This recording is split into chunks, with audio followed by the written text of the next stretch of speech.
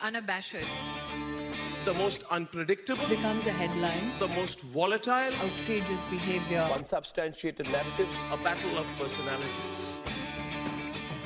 Welcome to Grant Tamasha, a co-production of the Carnegie Endowment for International Peace and the Hindustan Times. I'm your host, Milan Vaishnav.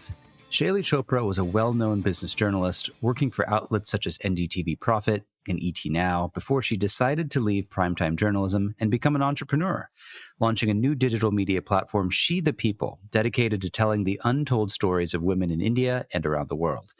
Shaili has a brand new book out called Sisterhood Economy, which distills some of the many lessons that she's learned over the years. The book is based on conversations with more than 500 women and some men across India and touches on questions ranging from love and marriage to livelihoods in the economy to business and Bollywood. Shaili joins me on the show today from Gurgaon. Shaili, congrats on the book and thanks for coming on the show. Thanks very much. It's such a pleasure to be here on your podcast. So I want to start by asking you about this major life-changing moment that you had several years ago. For those of our listeners who may not be familiar with you, at a relatively young age, you enjoyed a very successful career as a national television anchor. Your face was literally being beamed into millions of households across the country. But as you note in the opening pages of your new book, you sort of gave it all up because you wanted to tell stories that you couldn't very easily tell on air. These were the stories of women, their triumphs, their tribulations.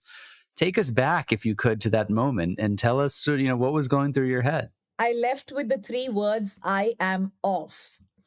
And those were the three words that literally helped me journey a brand new story for myself.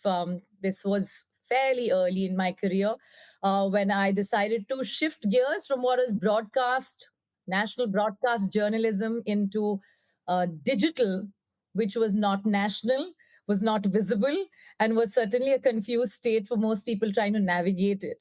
So to turn back time, I always wanted to be a journalist. I grew up watching Lise Doucette on the BBC, covering war at the war zone ground zero. And watching this through what was freshly minted cable channels coming into India at that point, just a couple of them really, and being able to see, the Gulf War, for example, and many others in real time was mind-boggling. And to think that women could do this itself was very, very stirring for somebody like me who wanted to be a journalist, had no idea how to be one because I was born to a military father. Anyhow, I landed up at assembly after assembly reading the news, and I realized maybe that's a starting point at school when you start reading the news there and finally get an opportunity to join a television channel and train for it. So as luck would have it, the BBC and the Hindu, which is a very solid journalistic newspaper in India, together launched a school of journalism. I got trained there and I joined my first job at CNBC. And shortly after that, got picked by NDTV to help them set up their channels in the business world. All of this was new. Television in India was new. We're talking about early 2000. And at that point, the idea of somebody becoming a television journalist was rather amusing. For most people, this wasn't a job. And the fact that you would stick a mic in the faces of people and stand on the streets possibly was more, embarrassing than something to be proud of. So that was the India, even in early 2000s, when it came to journalism in general. But yes, I think to an extent, like many journalists around the world, I was extremely passionate. And I think my employer saw this in me, and I had many, many early opportunities, so much so that I was a national television anchor within 6 months of my training as a journalist and passing out. So that became a big deal for me. Telling stories at the center of this was something that was very heartening, because news does seem like something you do every day, but it's so new every day. We are telling very different stories every single day. And the economy in India and, the bustling nature of our country, there are so many layers to every story. There's a lot to report on, which also makes the the work of a journalist much more harder. Because how do you find those stories? So yes, at one point when I realized that I had done close to 14 years reporting on business and economy, I asked myself, where are the women? So I had done, I think, 267 interviews, of which some 37 were women and the rest of them were men. And this came with the nature of choices I had made. I had decided to do business and economy, and most corner offices were run by men. As I always say, that half the country that is employed in this, in this economy wears black suits, and the rest is ignored because they don't. So I think this was one issue that was nagging me. I just didn't know at which point in my career I would get off that pedal and explore it. And I think digital in 2013 gave me the courage to step out and say, let's try, how do people react to a little mobile phone? And a short experiment basically told me my mobile phone is the new studio. And that's how She the People was born. First, technically, it was possible now that I had the mobile phone, but it took me to the notion that I had left after doing my final interview with Warren Buffett to say it's time to spotlight women around India. And they don't have to be Warren Buffetts of the world to be spotlighted. So, you made this critical decision. You gave away a lot that you worked very hard to earn to set up this new experiment, right? At that point, digital was just kind of entering our everyday vocabulary. Tell us a little bit before we go any further about what She the People is. I think many of our listeners would have heard of it, although they may not fully understand what it involves. What is this platform and what did you set out to do? So She the People is India's largest, perhaps Asia's largest platform focused on telling stories of women, of everyday women. As I say, these are real women, real stories, real successes and real struggles. So we reflect on what they are doing, why they're choosing to do what they are, and how can we help them in that journey. I wanted to steer away from the notion that when it comes to women, all they're interested in is vanity. And that's what we've been raised to believe, that if you're a woman, you need to think about your clothes, your makeup, your beauty, and perhaps diapers. But when will we look at women outside of baby bearing and walking wombs? When will we look at them as people with ambitions, goals that go well beyond how they dress or how likable they are? And I think this conversation, as it sounds now, seemingly one that is happening more often, back then was a conversation that somebody had to really speak up very boldly to be heard. I even say this to the extent that at the time we were born, nobody was listening to us.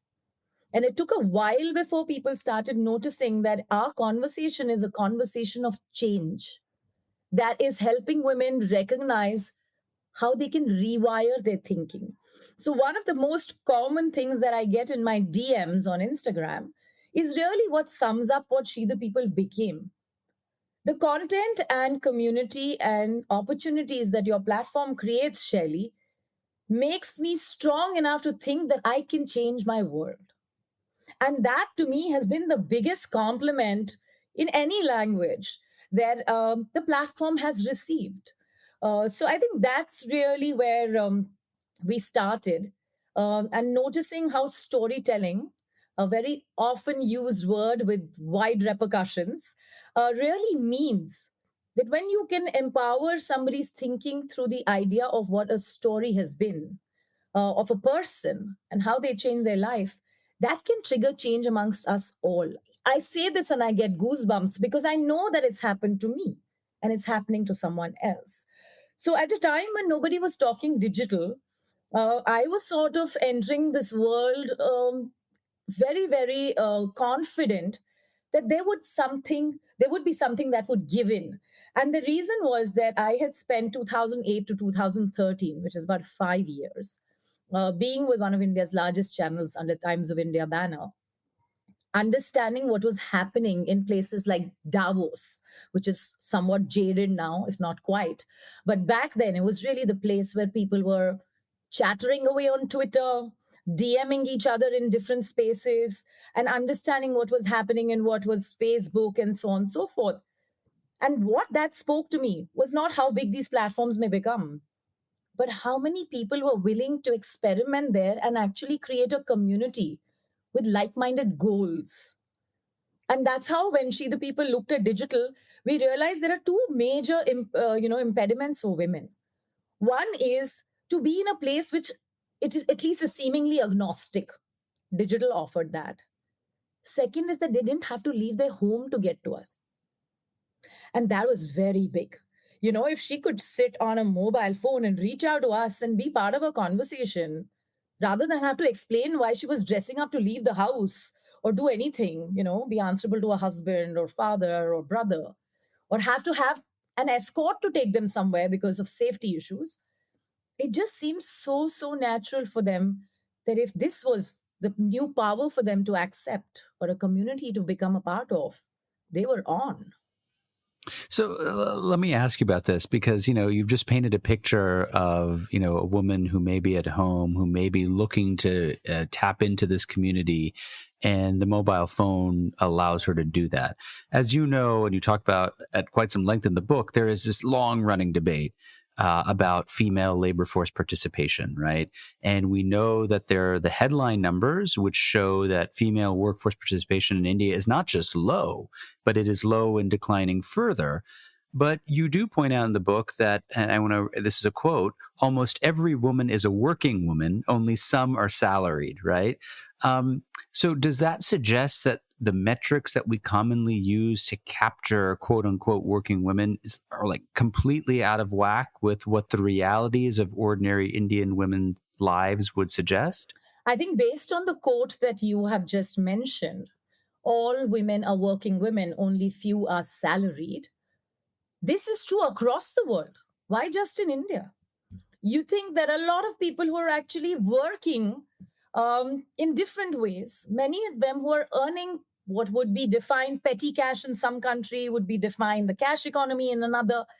All of them are eventually only counted in one small portion when they land up purchasing products, enter the economy through the MRP or max retail price when they make a purchase.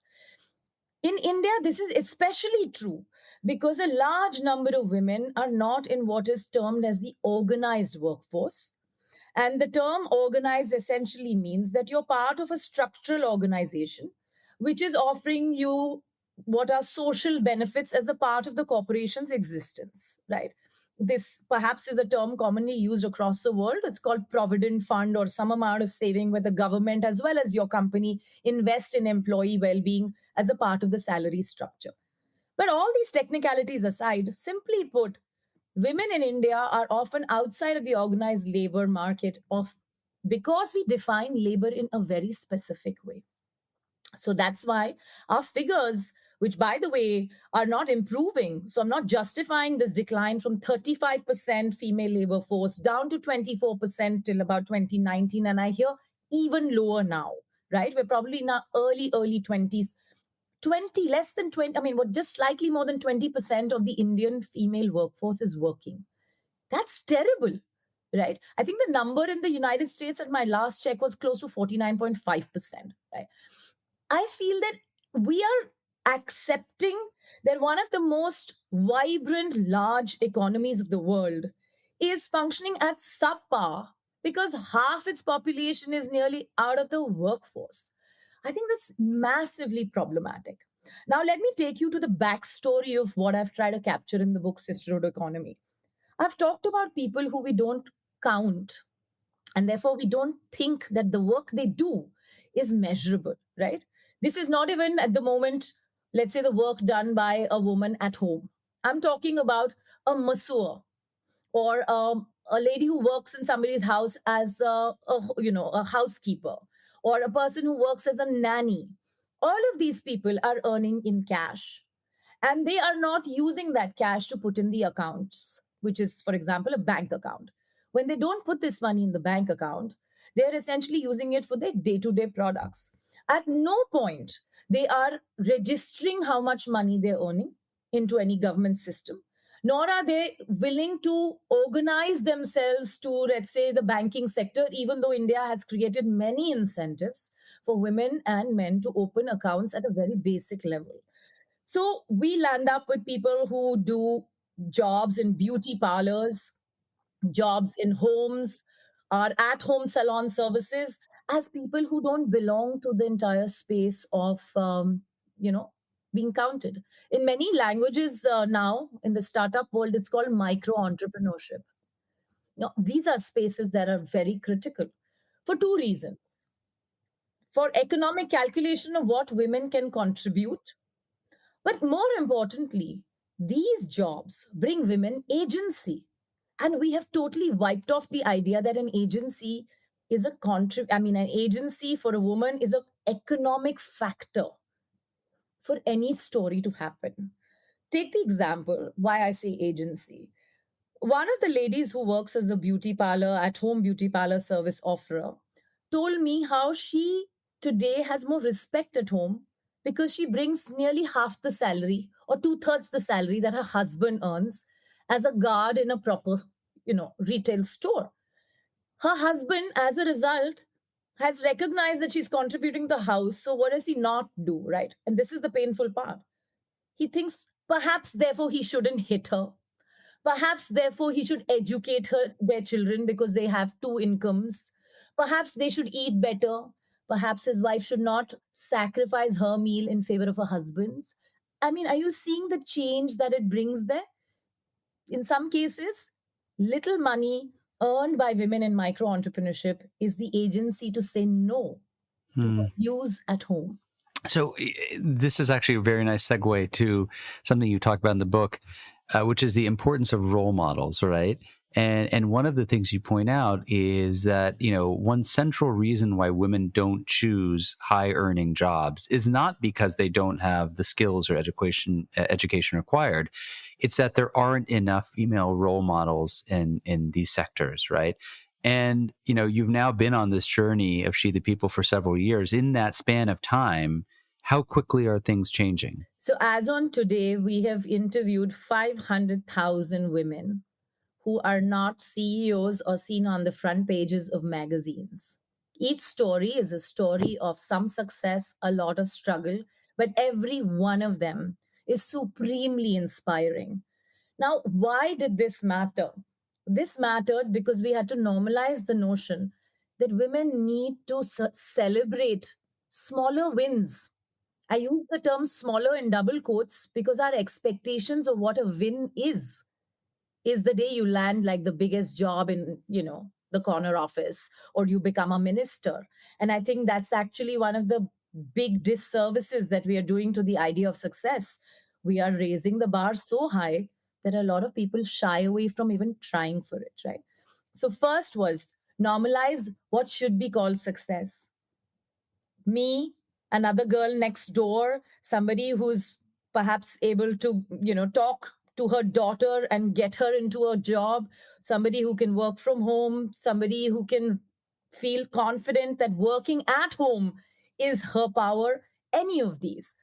One of the reasons why I brought up what you're talking about the book is why women give up high paying jobs.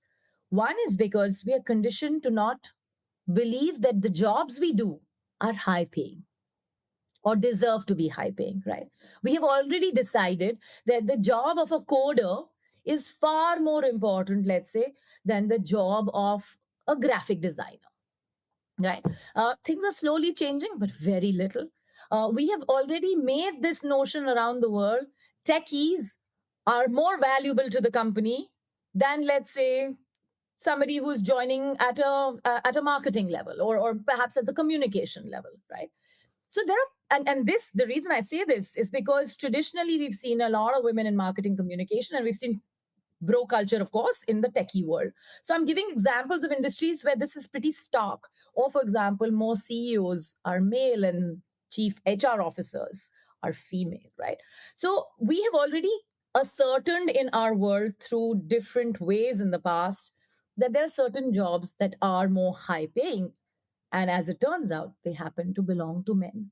But it takes me to a rather social element of what happens in many parts of the world. And I'm guessing this is true for the developed economy as well.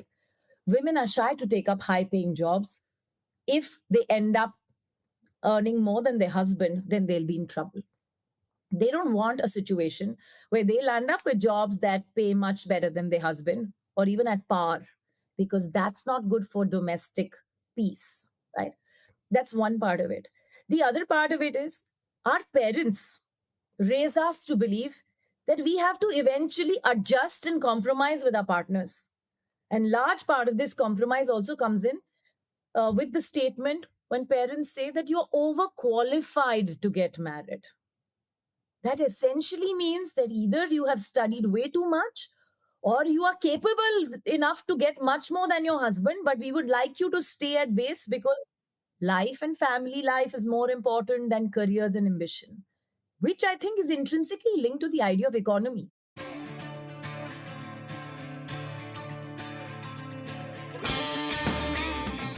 Hey, Grant Tamasha listeners. Thanks for listening to the podcast. Putting this show together each week is a labor of love, but it takes a lot of work to put out a great show every week. If you'd like to support the work we do at Grant Tamasha, please visit ceip.org/donate. Don't forget to subscribe to us on Apple Podcasts, Google Podcasts, Spotify, or on your favorite podcasting platform, so you'll be the first to know when a new episode rolls out. So, you talked about the role of marriage here, right? And this is something actually on the show we have covered recently. I interviewed the author Mansi Choksi, who has a fabulous new book called The Newlyweds, which is about sort of taboo marriages all across India. One of the things that you touch upon in the book is that many young people in India today are opting for arranged marriages rather than love marriages because young people, including many young women, simply don't have the time to invest in finding a partner when they're focused on their career. So it's sort of paradoxical in a sense, right? Because at a time you might expect to see more quote unquote love marriages. Are we perhaps seeing the opposite? So, this chapter, The Indian Marriage Fish Market, is one of my favorite chapters because it's full of so many anecdotes, none of which throw a clear trend. The only trend that we've had in India for decades and decades is that we have the lowest divorce rate and the highest arranged marriage rate, right? And this has nothing to do with love. It has only to do with the fact that we are trained to keep up with our marriages because, after all, broken marriages are just not accepted in India. They are stigmatized, they are considered a problematic issue, and most of the brunt of such situations are borne by women. That's just to put the facts on the table. But now, what all is changing on the ground? One is the fact that many women just don't want to spend time investing in relationships because they don't have the time. They're just too busy building careers, right? There are the other kinds who are like, I actually just don't want to get married because I just don't know what all I'll have to give up, right? It's a small number, but it started as a conversation. Earning women are saying, why is marriage important in the first place? Why don't we rethink the marriage piece as an institution? Why is this an institution? Why am I not celebrated for finishing my master's and getting a job or landing up my PhD? Why is marriage the biggest celebration? Biggest celebration. The United States perhaps is the biggest recipient of NRI weddings, as is India in terms of the percentage of money parents spend on marriages. I think they spend more money on weddings than they do in their entire life educating their daughter. That might actually be several times over the amount of money spent. So we are seeing that the marriage situation here is seeing a small sliver of shift, but it is driven by the fact that parents have usually said, if you get married to a person of your choice, everything that happens after that is your own, is on you. is on you. Repercussions of a bad marriage, anything that you disagree with, we didn't do it, right? There is a very moving story in this particular piece, which links to what happens in a country like ours, the realities. So, Indian Institute of Technology is the top-notch engineering institute in this country. A woman died by suicide during her PhD a few years ago. Her parents came out to the press with tears in their eyes. And instead of perhaps questioning that she had had a death due to dowry being demanded by her in laws, they were blaming themselves for not having invested enough money and saved enough money for her dowry and regretted spending that money in helping her achieve a PhD at the Indian Institute of Technology. That story is such a telling piece of what happens in India. And I have mentioned this that even at a time, my parents were very progressive, but I have seen my mother collect things for my trousseau before I could say the alphabet T. This is how conditioned our families are. And it's not going away. They just come wrapped in different ways. These are gifts for you to be comfortable. This is something else. This is something else. This is just a way to celebrate you. It's actually a form of dowry. So I want to bring politics into the equation, if I could, for a second. One of the things you talk about, and something that I've witnessed as well, and lots of people have written about this, is that we've seen an increasing trend in the past decade or so of politicians and political parties increasingly catering to the quote unquote female vote, right? Some people have said, look, this is a really good thing because, after all, 50% of the population, aka India's women, are finally being heard. Others take a more skeptical view, saying this is basically perpetuating tokenism, stereotypes about what women want from politics, and so on and so forth. As somebody who is steeped in what's happening with India's women, how encouraged are you by the seemingly newfound attention being paid to women as voters and kind of political individuals? So, in the book, I say this, that India could do a lot better if only it treated its women much better. How difficult can that be, right? Now, the reason I bring this whole political angle to this statement is because in a democracy, your biggest tool is your vote. And if Indian women are able to come out in bigger numbers and get noticed for what they are who they're voting for and how they're voting, I think that's a very, very positive step. I am more than pleased that in the last 4 years, or maybe just a little more than that, Indian women voters have got the attention of both the media, but also the politicians. Now, these are important at many levels. One is the fact that when you do educate a woman, you're educating a village, right? That theory that we've always had in India is absolutely true. If you try and convince a woman of a certain kind of policies that will benefit her and her family, she's likely to take a larger view of situations that she expects to be in when a certain government comes to power, versus, let's say, the kind of conversations one tends to see peddled at men as voters, right? What men and women want from governments are very different. This may not be true, for example, what men and women want from money. They want same returns. But when it comes to what do they want from the government, the expectations are different. They want cleanliness, food on the table, higher nutrition, better hospital services as a during pregnancy, nutrition services, free education for their sons and daughters, better bathrooms. I've never heard men have these conversations, right? Men will talk about farmland, agricultural practices, how much discount on the maximum retail or minimum support price, which is a practice in India to assure basic income to farmers. They'll talk about things like that. I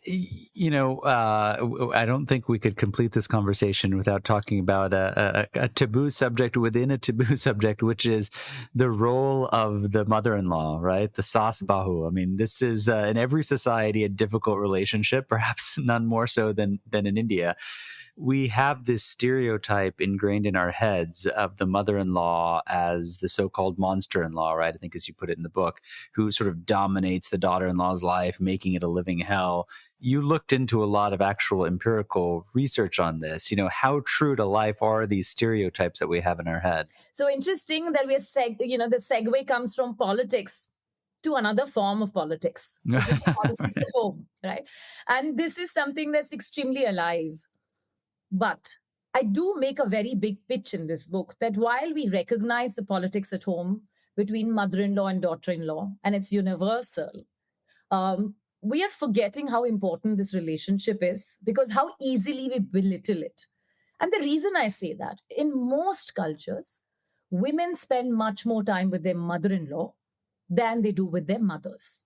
In India, girls are raised to be given away, or as somebody said, married off. Right? You're not married. You're married off, which means you're not going to come back to this house, to your parents, right? And they will not welcome you back. So therefore, you are going to spend that time with your mother-in-law. And if you're going to do that, bunch of things come out through the data in this book, which has been done, a research led by a World Bank economist, that you do need to recognize how mother-in-laws influence decisions on health. When should a woman have her baby? How many babies should she have? whether or not she should be concerned about the sex of her child. How often does she go for nutritional checks? What is the respect she deserves at home? Should she be forced to cover her head in a ghungat? Or can she have her head straightened up like anybody else with her dupatta down and looking, just into anybody's eye while talking? We have these cultural notions about how a daughter in law has to come packaged in some sort of a wrapper and stay like that and forget her entire identity, right? In our cultures, in some of our subcultures, we don't just change the second name of a woman. We ask her to change her first name as well. So literally wiping off her entire identity before she's married, right? These are very problematic issues. And therefore, the pitch I make in this book is that we have always glorified the role of a mother and we have denounced the role of a mother-in-law. I think we need to look inwards. Are mothers raising their daughters wrong? And are mother-in-laws getting conditioned to raise their daughter-in-laws or be in relationship with their daughter-in-laws because of what we watch on pop culture? Could we change this? If a mother does not raise her daughter to believe that her, they say this in India, that once you go to your mother-in-law's house, she will set you straight. Right. And they say these with gestures, gesticulating. That just wait, you arrive at your mother-in-law's house and she will straighten you up. And so do our pop culture shows. So we have propagated this so poorly that we are forgetting that if a woman today, and there are stories of such women in the book, a woman today finds her biggest support system in a supportive mother-in-law. One woman went to the extent of telling me, I think that women should not look at the guy and get married. You should always first figure out your relationship with your mother-in-law, because she'll be the game changer in your pursuing a career, having a baby or not, getting respect from her son. All of that comes from there. And that is an alive truth. We need to fix that. To the point to mothers, right? Indian women or women anywhere are not just half the population. They raise the other half. We need to fix how we raise our women and raise our sons. Well, yeah, just to emphasize the final point you mentioned about the sons, I think that's also a point you make in the book is like, if and when mothers-in-law are turning into monsters-in-law, right, the son also has to play a role, and we often let the son sort of get off the hook, right, scot-free, and blame the mother. I want to ask you, before we run out of time, about technology. Because there is a very interesting part of the book where you talk about the transformative power tech is having, both in terms of changing stereotypes, giving women new opportunities, whether it's, in television and business, their daily lives. You also introduced this term, which I'd never heard before, femtech. So I've heard of fintech, but, tell us about what femtech is. So femtech is basically female technology focused on health. And this is something that I myself have started working on. And I think I mentioned that in the book as well, that women having agency over their health, particularly on gynecological and sexual wellness. We in India are far from wellness. We're not even doing preventive tests right now. And the idea of femtech is to focus on female health solutions as separate from the idea of generic health. And this ties into what I started out saying as to why I started She the People. We don't look at women for being individuals. We see them as baby bearers. As a result, Indian women go to the doctor for the first time once they're pregnant. Just imagine, they don't go to a doctor before that for nearly, like at an average age, even if the lower band of the age, we're looking at women getting married at 20 and almost being pregnant at 21, right? Women need to go to the doctor perhaps at the start of their period and continue to do that throughout their hormonal cycle at the very least, because female hormones are deeply connected to physical health, internal health, and mental health. All of these are linked. So the idea of femtech actually looks at approaching health with a gendered lens. Shaili, I want to sort of ask you about what comes next, right? You've been embarking on this journey of She the People now. I think it's 7 years now, going on 8. You decided to make this big break with your broadcast journalism career to pursue a different form of journalism and entrepreneurship. How are you thinking about your next chapter? So I think for me, the next chapter came from within She the People.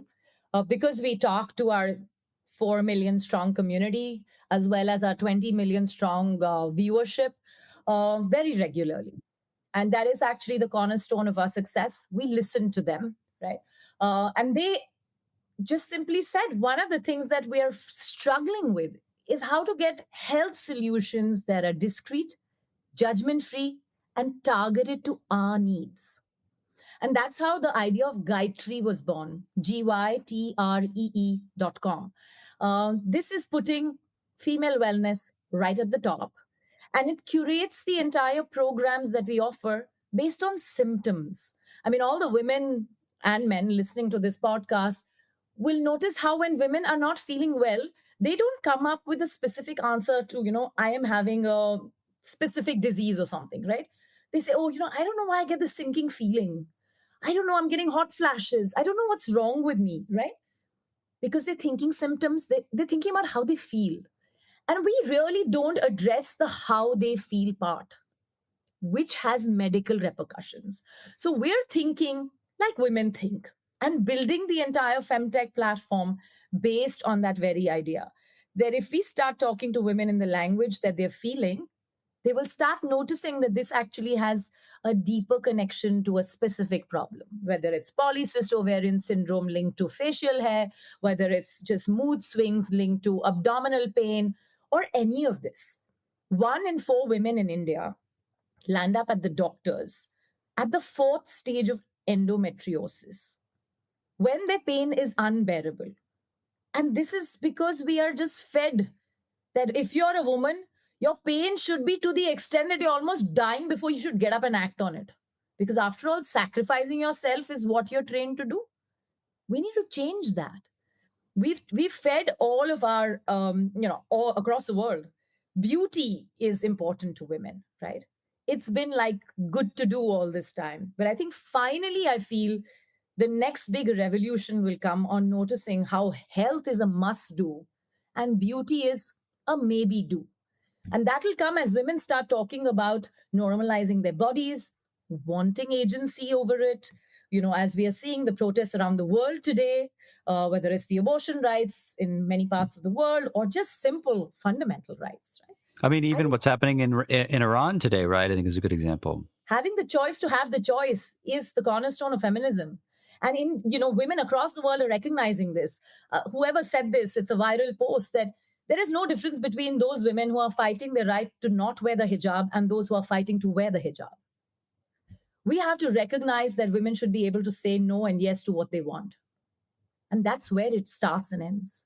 My guest on the show this week is award-winning author and entrepreneur Shaili Chopra. She has a new book out called Sisterhood Economy of, by, for women.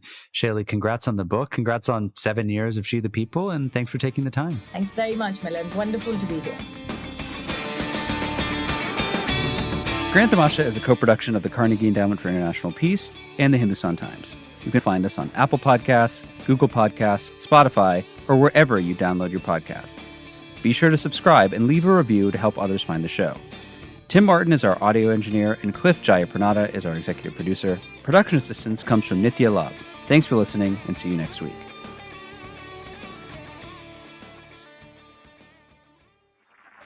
This was a Hindustan Times production brought to you by HT Smartcast. HT Smartcast.